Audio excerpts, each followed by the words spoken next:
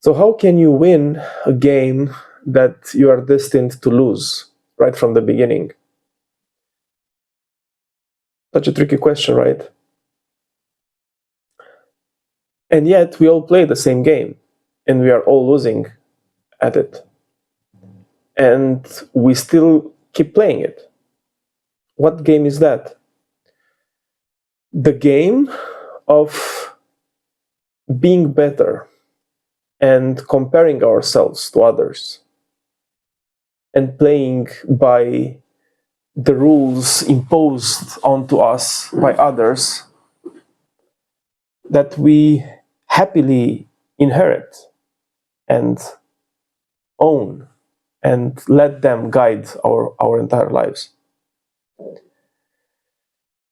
You see, I believe in life there are very few things that matter really. One of the most important things is to live in alignment with your true values. And that's a simple heuristic, a simple principle of life, which, besides the fact that gives you, as a byproduct of that kind of living, the things that you are really seeking, which is fulfillment, which is happiness, which is just everyday simple joy, it also gives you the ability and the sacred responsibility, ultimately, in my opinion, of becoming a model for others of how to live a good life. But living in alignment with your values forces you into introspection. Because first of all, you have to understand what those values are. You have to understand what you really care about in this season of your life and how you make those values tangible, tactical, right? Operational. What am I actually doing day to day? Why am I doing what am I doing day to day? And how are these activities linked to my doings, right? As a human being, as a functional human being in society, how is this activity linked to what I genuinely care about? And how that translates to improving the lives of others and also implicitly my own life.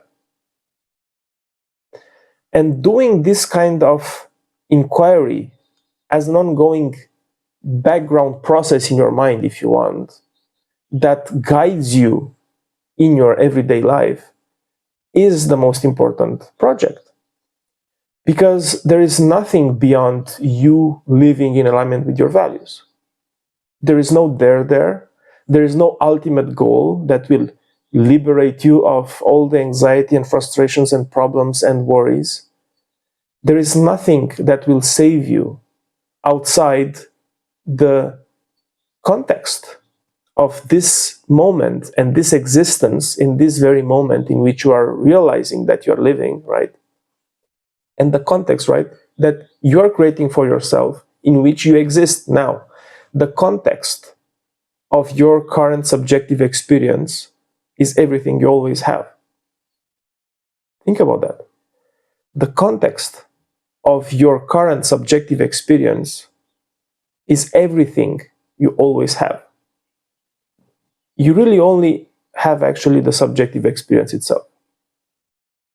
But you can create the context for that subjective experience to be in alignment with your values by knowing those values first and then acting in alignment with them.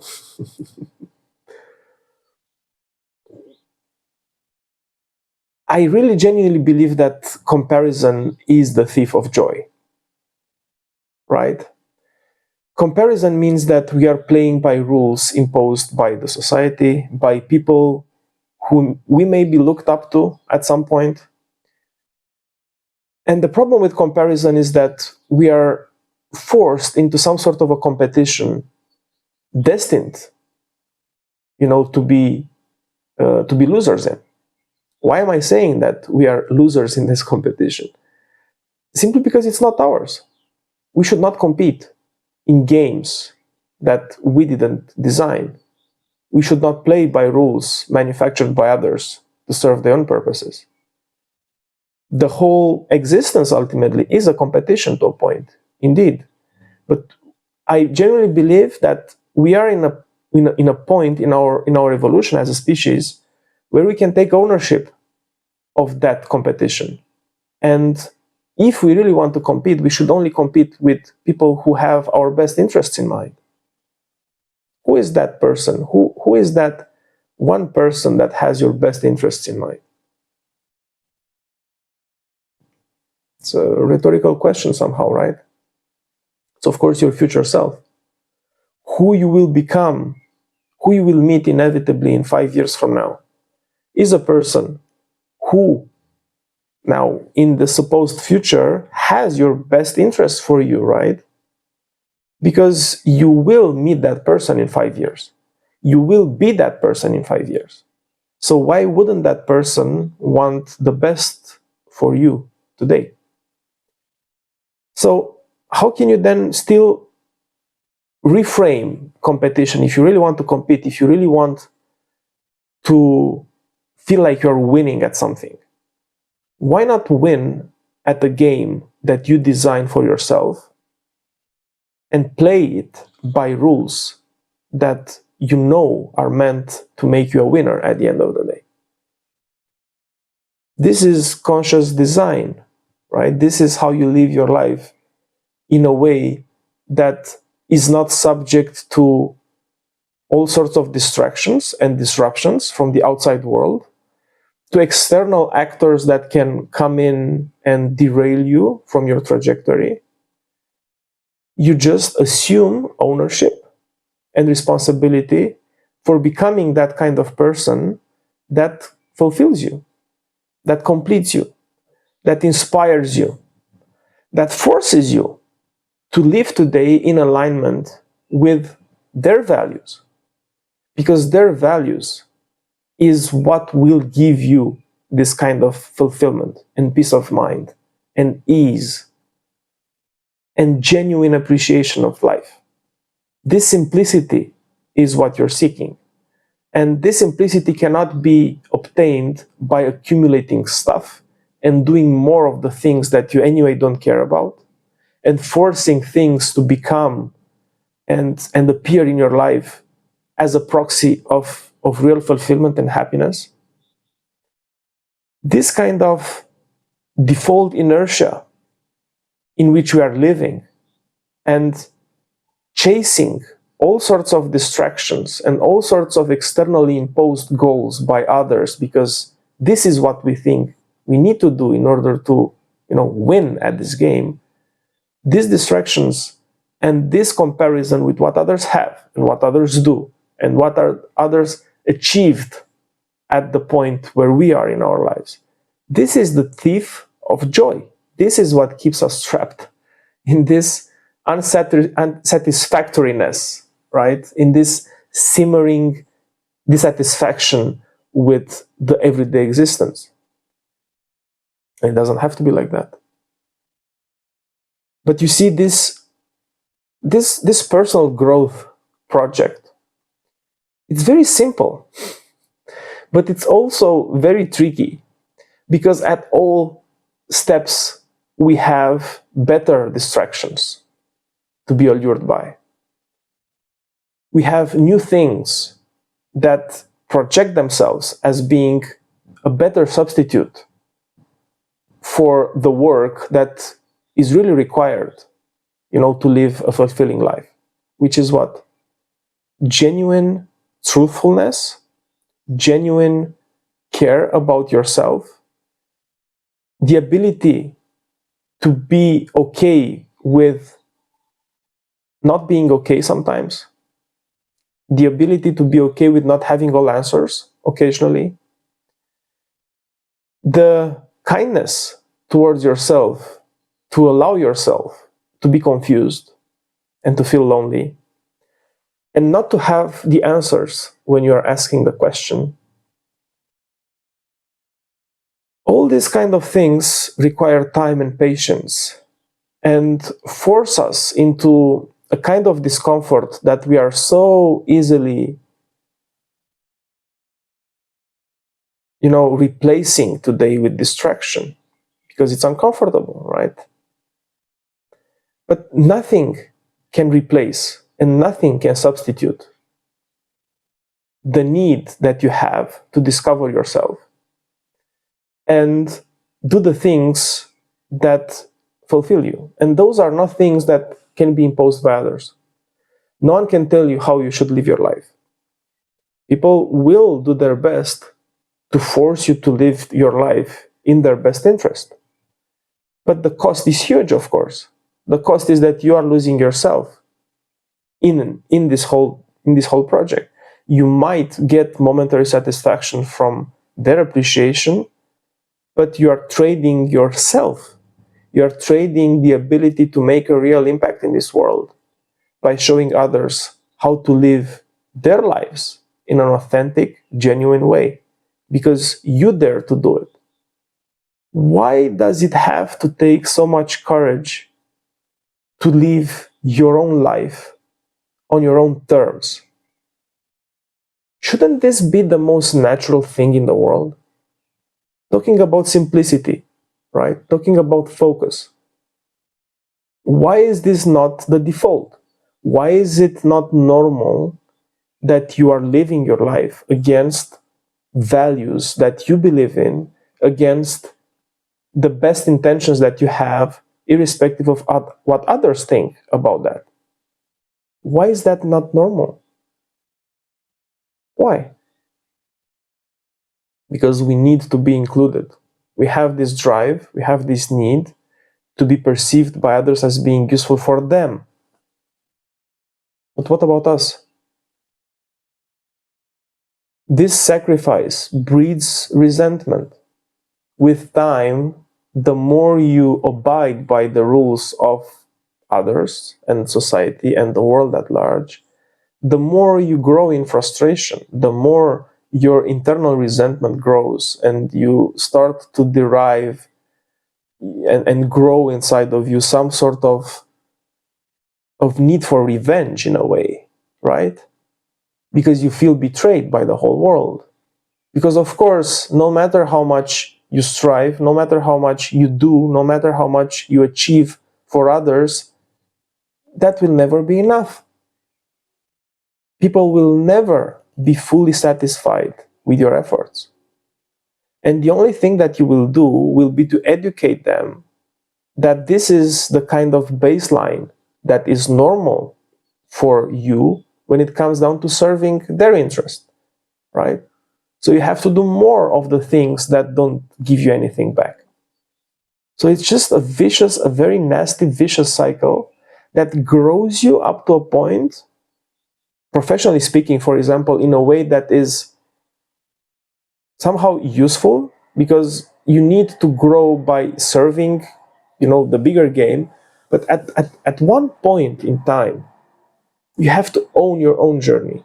You have to know, what is it that you really try to do? What is it that you care about the most? What is it that you want to accomplish? And why is that? Why not something else?